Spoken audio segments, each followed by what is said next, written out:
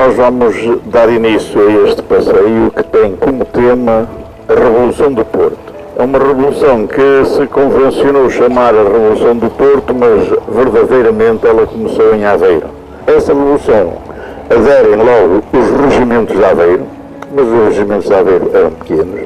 Há negociações aqui com o Porto, há regimentos aqui no Porto que aderem a esse movimento, a essa revolução, sim senhor. Aveiro põe-se a caminho, vem para o Porto, juntam-se-lhe os regimentos da cidade que aderiram ao movimento e há a Revolução Constitucional de 1828.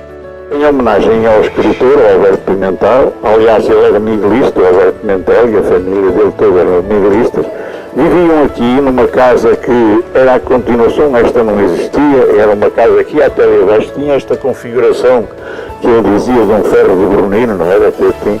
Eles eram miguelistas e fugiram daqui quando Dom Pedro entrou na cidade, os constitucionais, ele saiu, abandonou a cidade e foram viver ali para casa de um tio, de um parente que era padre, fecharam a casa, fecharam toda a casa e tal.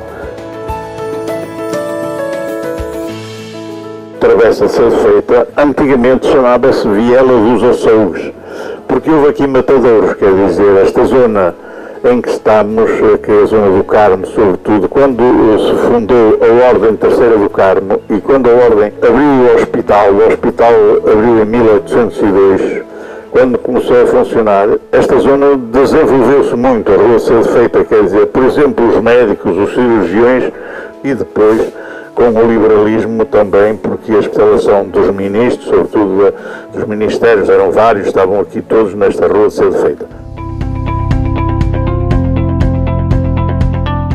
No século XV isto ficava muito longe da cidade, não é? A cidade acabava ali na correria, na Porta do Olival, e aqui vivia o homem mais importante da cidade nessa altura, que é um homem chamado João Martins Ferreira. Instituiu aqui o Morgadio do Carregal, exatamente no século XIV, um tempo antes. Os descendentes dele ainda existem, são aqueles vilarinhos de São Romão. Este brasão é dos vilarinhos de São Romão. Quer dizer, é um lugar emblemático, um lugar muito interessante este aqui do Carregal, porque ali o jardim, que se chama de Carrilho Videira. Carrilho Videira era um livreiro, jornalista, republicano, era um homem da República e foi-lhe dado o nome de jardim. Este jardim aqui está um sítio pantanoso, muito pantanoso. Passam por aqui uns ribeiros que vai desaguar em Miragaia, debaixo do edifício Alfândega, que é o Rio Frio, é um rio importante, foi importante. Esta rua, que é a rua Alberto Aires de Gouveia, que foi um pintor, chamou-se Rua dos Carrancas, porque era aqui que viviam os Carrancas, que são os viscondes do Bugildo, os Moraes e Castro, a família Moraes e Castro, que eram viscondes do Bugildo.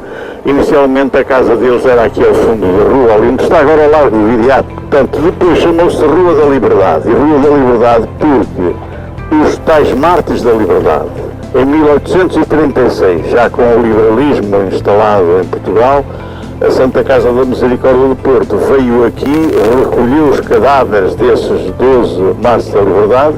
Não foi difícil encontrá-los por uma simples razão. Quando eles foram enforcados, depois cortaram-lhes a cabeça. As cabeças eram espetadas em paus e colocadas de frente à casa dos familiares. Estamos no Jardim dos Mártires da Pátria. Foi também depois da vitória do liberalismo que a Câmara resolveu dar o nome dos Mártires da Pátria exatamente a este jardim, que oficialmente o jardim é João Chagas. João Chagas, como sabem, era um jornalista republicano, estava preso quando foi a Revolução de 31 de Janeiro, ele estava preso aqui na cadeia. Já este terreno, esta zona aqui, fazia parte dessa doação. E os reis todos depois quiseram isto para ser administrado pelo município, pelos civis, aqui no Porto. E conseguiram isso num acordo entre o rei e o bispo, de que o Rocio, que era como chamavam, passasse para a Câmara, para a administração da Câmara. Depois foi com o Filipe I que a cidade conseguiu trazer a água de Paranhos, aqui para o Porto.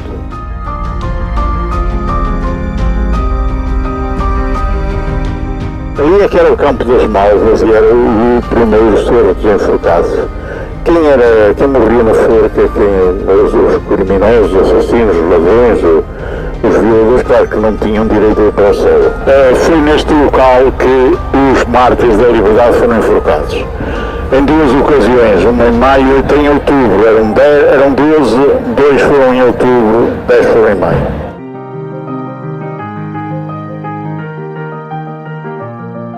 O nosso passeio foi exatamente a Revolução do Porto, mas sobretudo o que ela simbolizou para a emancipação do país, que foram a morte daqueles 12 mártires da liberdade.